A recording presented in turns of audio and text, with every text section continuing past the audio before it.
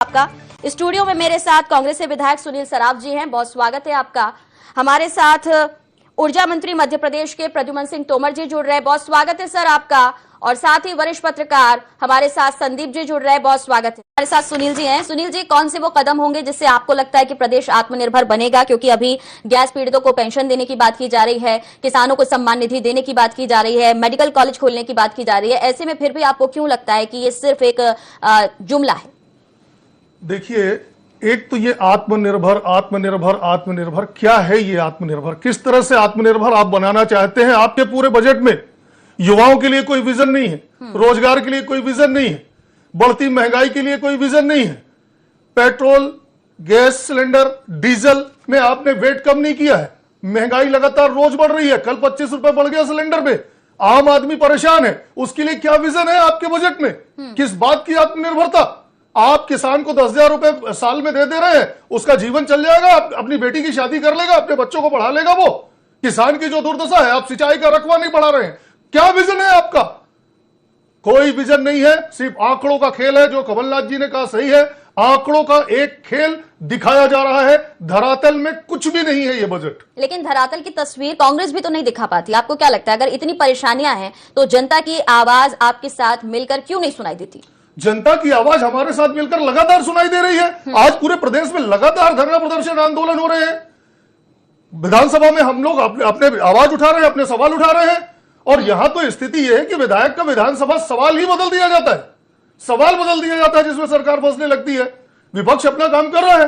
हम आज भी कह रहे हैं, आप बजट में प्रावधान करो ना, वेट कम करो पेट्रोल डीजल गैस से। आप बेरोजगारों के लिए रोजगार की बात करो, आत्मनिर्भर बना रहे हो। आप बैंक से उसे लोन दिला दे रहे हो, वो आत्मनिर्भर हो जा रहा है क्या? जितनी सरकारी कंपनियां थी वो प्राइवेट होती जा रही है, बिकते जा रही है सरकारी कंपनियां। जिसे सरकारी नौकरी मिलती थी, 50,000 रुपए तनख्वाह मिलती थी, आज वहां पर आउटसोर्सिंग से वो 4,000 रुपए में काम कर रहा है। उसको 8,000 तनख्वाह मिल रही है, 4,000 ठेकेदार मिल रहा है। आपको आज के आए इस बजट में जनता को राहत मिली है? कोई नया टैक्स नहीं लगाया गया है, तमाम मेडिकल कॉलेज खोलने की बात की जा रही है, किसानों को आत्मनिर्भर बनाने की बात की जा रही है। आपको इसमें कुछ भी पॉजिटिव नजर नहीं आता? जनता को राहत कहां से मिल रही है? इन्होंने कर नहीं लगाया, पहले ही इतना लगा चुके हैं कि 100 रुपए पार पेट्रोल हो गया है, ठीक है, डीजल पार हो गया, गैस पार हो गया। और एक चीज बता दूं मैं कि ये पेट्रोल डीजल का रेट बढ़ना एक छोटी सी चीज नहीं है। जब पेट्रोल डीजल का रेट बढ़ता है, आज सुबह के अखबारों में था कि टैक्सी वालों ने 300 से 500 रुपया अपना किराया बढ़ा दिया। बस वाले किराया बढ़ाने के लिए हड़ताल कर रहे थे। परिवहन मंत्री वहां पर गए और उन्होंने वादा किया कि हम बस का किराया बढ़ाएंगे। माल भाड़े का किराया बढ़ेगा, उससे चीजों वस्तुओं के किराना ठीक है। यानी आपको परेशानियां दिख रही हैं, लेकिन सरकार आत्मनिर्भरता पर जोर देंगे। सवाल मेरा आपसे है तोमर जी, आपने सुना जिस तरीके से संदीप जी भी कह रहे हैं कि इसमें जनता को राहत मिल सके, ऐसा कुछ नहीं दिखा है। आपने आगे की बात सोची जरूर है, लेकिन फौरी राहत जिसकी जनता को उम्मीद थी वो नहीं मिला। आदरणीय, मैं एक चीज आपसे बात करना चाहता हूं।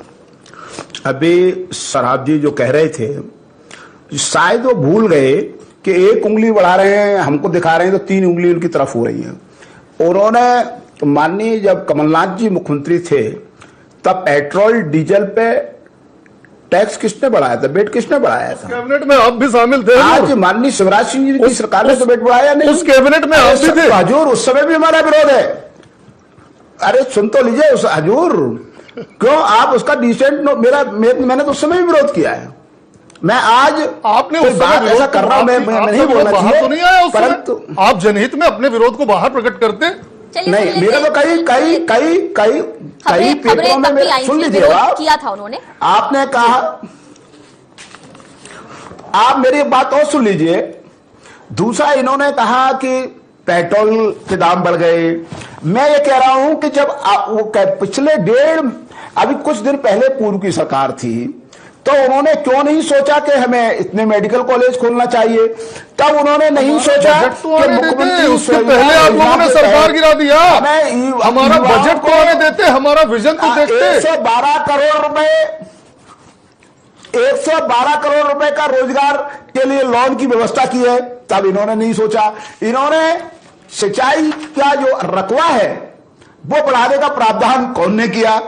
अब तो देखिए, मैं तो कह रहा हूं, कहना और करने में अंतर है। आलोचना करना बड़ा सरल काम है। जिब्या हार मांस की बनी हुई है, इसको हम कुछ भी बोल सकते हैं, परंतु दोस्तों हमको यथार्थ में भी आना पड़ेगा। हम तो कि मध्य तथ्यों पे प्रदेश विरोध में कर रहे हैं विकास ऊर्जा का मंत्री जी। दरवाजा प्रदेश के यशस्वी मुख्यमंत्री माननीय शिवराज सिंह के नेतृत्व में खुल गया है। इस देश के विकास का बस आप तो दरवाजा कसीदे पढ़ो, माननीय आप तो बस कसीदे पढ़ो माननीय मंत्री जी। खुल गया है। अब कैसे मैं बता रहा हूं, आप सुन लीजिए। सबसे पहले जरूरत है व्यक्ति को किसकी, इलाज की। सबसे पहले जरूरत है शिक्षा की, अच्छे स्कूलों की। अरे आप स्कूल खोल दे रहे हैं, आपके पास शिक्षकों की कितनी कमी है, आंकड़े हैं आपके पास। माननीय ऊर्जा मंत्री जी, स्कूल के लिए प्रावधान है, स्कूल बड़े बड़े बिल्डिंग बन रही है, शिक्षकों की कितनी कमी है शिक्षकों की। और जब शिक्षक नहीं होगा तो आप स्कूल की बिल्डिंग बना के क्या करेंगे? चिल्लाने से काम नहीं चलेगा। चिल्ला ठीक है, ठीक है, सुन लेते हैं ऊर्जा मंत्री जी की, सुन लेते हैं, खोल दिया सुन है। लेते हैं। देखिए, शिक्षकों के दरवाजे का, भर्ती का दरवाजे भी हमने खोल दिया है। कहाँ? कानून व्यवस्था के लिए, बेटियों की रक्षा के चलिए, लिए एक हमने एक करके पुलिस बात कर की लेंगे भर्ती सर, का आप सुन दरवाजा लेते भी हैं। खोल दिया है, जो 1.5 साल से बंद था। आप अब शांति से सुन लो, अगर सुनना चाहते हो तो सुनाइए। आप ये देखिए कि मैं आपको तो, जैसे आप देखिए कि हमारा मछुआरों के लिए, उनको प्रदेश में उपलब्ध जो हमारे मछुआरे हैं उनको भी हमने नहीं छोड़ा, उनको भी दुर्घटना बीमा योजना से जोड़ा है। मैं आपको कौन कौन से आपको क्षेत्र बताऊं? चलिए, काफी क्षेत्र है तोमर जी, आपकी बात से समझ में आ रहा है कि आपने उनके बारे में सोचा है, सरकार भी सोच रही है। लेकिन मेरा सवाल है संदीप सर आपसे। तोमर जी कह रहे हैं कि स्कूल भवन बनाए जाएंगे, सराफ जी सवाल उठा रहे हैं शिक्षकों की कमी है। वो कह रहे हैं कि मेडिकल कॉलेज खोले जाएंगे, मेडिकल की व्यवस्था को दुरुस्त किया जाएगा। लेकिन सवाल यह है कि क्या इन 1.5 सालों में ही सब कुछ रुका था? उसके पहले भी भाजपा की सरकार थी, तो क्या ध्यान देने की कमी हुई है, जैसा सवाल पूछ रहे हैं सराफ जी? नाज़नीन जी, ये बात बिल्कुल सही है कि मध्य प्रदेश की स्वास्थ्य और शिक्षा एक बड़ा विषय है, चिंता का विषय है। 2003 तक हमारे यहाँ सड़क, बिजली और स्वास्थ्य और शिक्षा बड़े मसले हुआ करते थे। ये बात बिल्कुल ठीक है कि बीजेपी की रिजिम में, बीजेपी के शासनकाल में सड़क और बिजली सुधरी, लेकिन अभी मध्य प्रदेश को सेहत और शिक्षा दो बड़ी चीजें हैं जिनमें सुधार की जरूरत है। ये बात बिल्कुल सही है कि इमारत बनने से बच्चों का भविष्य नहीं बनता, बच्चों का भविष्य बनाने वाले लोगों की भी जरूरत है। जी सराफ जी। देखिए, मैं सहमत हूं पौराणिक जी, आप वरिष्ठ पत्रकार हैं, आपकी बात से सहमत हूं। 2003 से भी 15 सालों में विकास एक सतत प्रक्रिया है, किसी की सरकार रहे, एक सीमा में विकास तो होते हैं। मेडिकल कॉलेज बढ़ेंगे, स्कूल बढ़ेंगे, रोड बढ़ेंगे, सिंचाई का रकबा बढ़ेगा, नहर बढ़ेंगे, वो होता चला आ रहा है। मैं बात कर रहा हूं आज के बजट में वित्त मंत्री जी ने कहा 1000 गौशालाएं हम बना रहे हैं। माननीय ऊर्जा मंत्री जी को याद होगा जब ये हमारी सरकार में थे, 1000 गौशालाओं की घोषणा तो कमलनाथ जी ने की थी, जिसमें 400-450 गौशालाएं बन गई हैं। आप उसमें क्या कर रहे हैं? आप किस आम आदमी को 1 रुपए कर घटा करके कोई राहत नहीं दे रहे हैं। मेडिकल कॉलेज की बात कर रहे हैं, मैं शहडोल संभाग से आता हूं, शहडोल मेडिकल कॉलेज में एक अदद एम्बुलेंस नहीं है। अगर किसी को इमरजेंसी आ जाए तो एक एम्बुलेंस नहीं है। बड़ी बड़ी बात कर रहे हैं आप, जल जीवन मिशन की बात कर रहे हैं। जितना कम पैसा, छोटा पैसा दिया गया है जल जीवन मिशन को, आप पूरे मध्य प्रदेश में घर घर पानी पहुंचा लेंगे। ये तो बात लंबी बात करने की बात है। ठीक है, मैं पूछ लेती हूँ।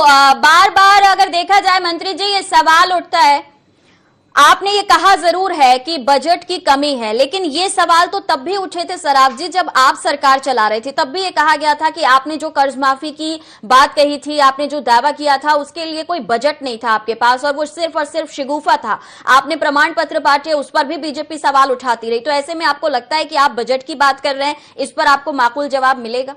सराफ जी जी, आपको लगता है कि बजट की आपने जो बात की है उस पे आपको जवाब मिलेगा? क्योंकि आपने भी कर्ज माफी की बात की थी, तब भी बजट की बात नहीं थी। देखिए, हम लोगों ने कटौती प्रस्ताव दिया है, उसमें जो बजट में कमी है हर विभाग का हम लोगों ने लिख के दिया है। सरकार इनकी आप तो देख रही है कि सरकार प्रजातंत्र तो है नहीं, दादागिरी से सरकार चल रही है। विधायकों के सवाल जिसमें सरकार फंसती है, उस सवाल को ही गायब कर दिया जाता है, आधा कर दिया जाता है। पर हम इस सरकार से उम्मीद करते हैं, माननीय ऊर्जा मंत्री जी बैठे, हम उम्मीद करते हैं कि यदि हमारी मांग जायज हो, जनहित में हो, तो दलगत राजनीति से, दलगत भावना से ऊपर उठ के उन सुझावों को, उन मांगों को स्वीकारें, बजट में उसको जोड़ें, जिससे इस प्रदेश का विकास होगा। और अगर आप बजट पे भी चर्चा चलिए संदीप जी, आप सुन पा रहे हैं मुझे? बजट की बात हो रही है, कई सेक्टर में विकास की बात है, लेकिन बजट उतना नहीं है। कैसे विकास की बात गले उतरे?